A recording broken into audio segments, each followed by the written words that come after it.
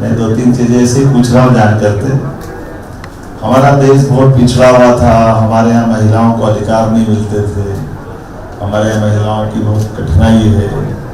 ऐसे समय अंग्रेजों ने अपने शासन चलाते हुए करा था ना, सबको ध्यान में आया ना। ये अंग्रेज क्या बोलते थे, यहाँ बहुत कुरीतियाँ है। अंग्रेजों ने शासन चलाते चलाते ऐसी कई बातें करी। क्यों करी? क्योंकि उनको शासन चलाना था और हमको मूर्ख बनाना था। तो हमको मूर्ख बनाने के लिए वो इस टाइप से कर। दुर्गावती के बारे में बताता हूँ कि उनका अपना जीवन जबलपुर से लगा के मंडला और दर से दमोह तक का पूरा गोंडवाना की बड़ी महारानी थी, आपको है ध्यान में। और उन्होंने अकबर की सेना से मुकाबला। टेक्नोलॉजी का जो अभाव रहता है, अभी अपने यशस्वी प्रधानमंत्री ने पाकिस्तान के साथ युद्ध हुआ ना अपना, तो हम क्यों जीते बताओ जरा माइक को क्या बता रहे हैं, क्यों जीते बता। टेक्नोलॉजी का जीते ना।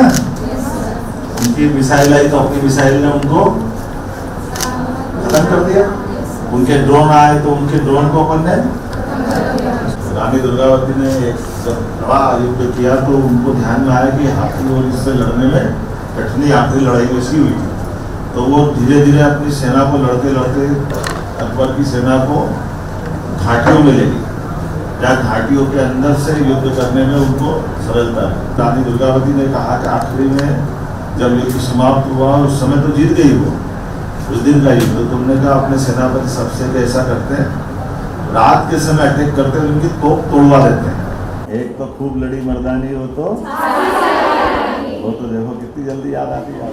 अब 250 साल पहले की एक और रानी है, नाम सुना है? अहिल्या महारानी सुना है? उनकी क्या विशेषता है,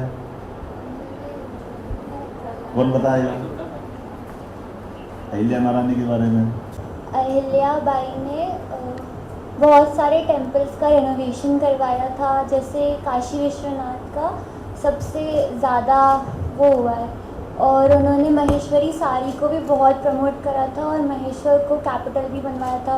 उनके हस्बैंड और उनके बेटे की डेथ के बाद उन्होंने राज को वो करवाया था।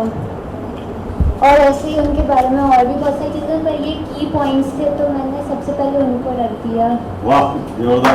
सर अहिल्या बाई का पहले तो उनका जन्म सर 31 मई 1925 को हुआ था। सर अहिल्या बाई सर सबसे सिर्फ महिला सशक्तिकरण के लिए जानी जाती हैं। सर उन्होंने महिलाओं के लिए सर एक प्रेरणादायक है सर, जैसे कि मतलब उन्होंने सर महिलाओं के लिए टेम्पल्स का निर्माण किया, सर समाज को बताया कि महिलाओं की भूमिका क्या है। कई सारे उदाहरण जैसे आपने कहा, उनका मानना था कि उनका राज्य तो छोटा था, लेकिन इस देश के अंदर जहाँ जहाँ मंदिर है, तो मंदिर जहाँ होंगे बनारस, सोमनाथ, हिमालय के ऊपर बद्रीनाथ, केदारनाथ, गंगोत्री, ऐसे जहाँ जहाँ उनको लगा तो सब दूर उनने धार्मिक दृष्टि से मंदिर बनाए। तो मंदिर काय के लिए होते हैं?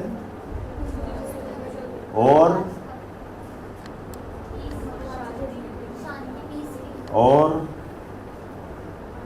मंदिर के माध्यम से भी तीर्थ यात्राएं होती ना। तो तीर्थ यात्राएं क्या कराती है? तीर्थ यात्राएं देश के अंदर एक दूसरे से मिलना सिखाती है।